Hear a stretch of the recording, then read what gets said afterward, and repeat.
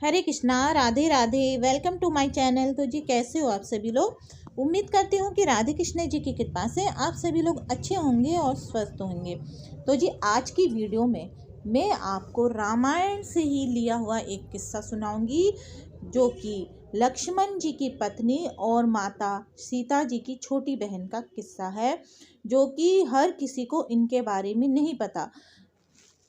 श्री रामायण को आज तक हमने और आपने इस समाज में श्री राम की दृष्टिकोण से देखा है, लक्ष्मण को देखा है, देवी सीता को जाना है, हनुमान जी की भक्ति की भाव को जाना है, रावण के ज्ञान को पहचाना है, लेकिन कभी ये नहीं ध्यान दिया है कि इस रामायण में अगर कोई सबसे अधिक उपेक्षित और अनदेखा पात्र था तो वह थी लक्ष्मण की पत्नी और जनक नंदिनी सीता जी की अनुजा उर्मिला। तो चलिए, इससे पहले मैं आपको कथा सुनाऊं, अगर आप मेरे चैनल पे नए हो तो मेरे चैनल को सब्सक्राइब कर दीजिए और बेल आइकन को दबाना ना भूलें, ताकि मेरी वीडियो के आने वाली नोटिफिकेशन आप तक सबसे पहले पहुंचे। अगर आपको कथा अच्छी लगे तो चैनल को लाइक एंड शेयर करना भी ना भूलें। आपका एक लाइक मेरे लिए बहुत ही अधिक महत्व रखता है।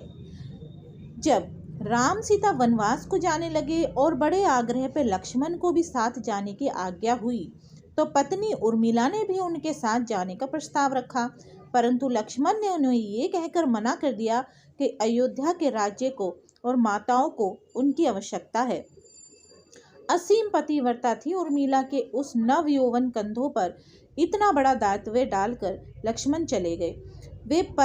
वे जीवन सरिता जो कभी भी नव वधू अपने पति के साथ गुजारती है, वे उर्मिला के नसीब में नहीं लिखी गई थी। पतिव्रता स्त्री ने जीवन के चंचल पड़ाव पर भी अपने पति से दूर रहने पर भी लेश मात्र भी किसी और का ध्यान नहीं किया। ये उर्मिला का अखंड पतिव्रत धर्म था। ये उर्मिला की अवनति, अचर्चित, अघोषित महानता थी। उर्मिला के महान चरित्र, अखंड पतिव्रत, स्नेह और त्याग की चर्चा रामायण में उपेक्षित थी, पर वे हो ना सका। सबके विकट क्षणों में उर्मिला आंसू ना बहा सकी, क्योंकि उनके पति लक्ष्मण ने उनसे एक और वचन लिया था कि वे कभी आंसू नहीं बहाएंगी, क्योंकि अगर वे अपने दुख में डूबी रहेंगी तो परिजनों का ख्याल नहीं रख पाएंगी। ये कोई कल्पना कर सकता है कि अपने पति को 14 वर्षों के लिए अपने से दूर जाने देना और उसकी विदाई पे आंसू भी ना बहाना किसी नव विवाहिता के लिए कितना कष्टकारी हो सकता है। कितना हृदय विदारक पल था वे जब परम पूजनीय महाराज दशरथ स्वर्ग सिधार गए, पर वचन के सम्मान रखने के लिए उर्मिला तब भी ना रोई। पति के लिए पिता को इनकार किया। महाराज जनक अपनी पुत्री को मायके अर्थात मिथिला ले जाने चाहते थे, ताकि माँ और सखियों के सानिध्य में उर्मिला का पति वियोग का दुख कुछ कम हो सके, परंतु उर्मिला ने मिथिला जाने से इनकार कर दिया, ये कहते हुए कहा कि अब पति के परिजनों के साथ रहना और दुख में उनका साथ ना छोड़ना, ये अब मेरा धर्म है। बहुत से लोग इस बात से परिचित हैं कि अपने वनवास के दौरान भाई और भाभी की सेवा करने के लिए लक्ष्मण पूरे 14 साल तक नहीं सोए थे। उनके स्थान पे उनकी पत्नी उर्मिला दिन और रात सोती रहती थी। लेकिन ये बात बहुत कम लोग जानते हैं कि रावण के बेटे मेघनाथ को ये वरदान प्राप्त था कि जो इंसान 14 वर्षों तक ना सोया हो, केवल वही उसे हरा सकता है। इसलिए लक्ष्मण मेघनाथ को मोक्ष दिलवाने में कामयाब हुए थे। रावण के अंत और 14 वर्ष के वनवास के पश्चात जब राम, सीता और लक्ष्मण वापस अयोध्या लौटे, तब वहां राम के राज तिलक के समय लक्ष्मण जोर जोर से हंसने लगे। सभी को ये बात बेहद आश्चर्यजनक लगी। क्या लक्ष्मण किसी का मजाक उड़ा रहे हैं?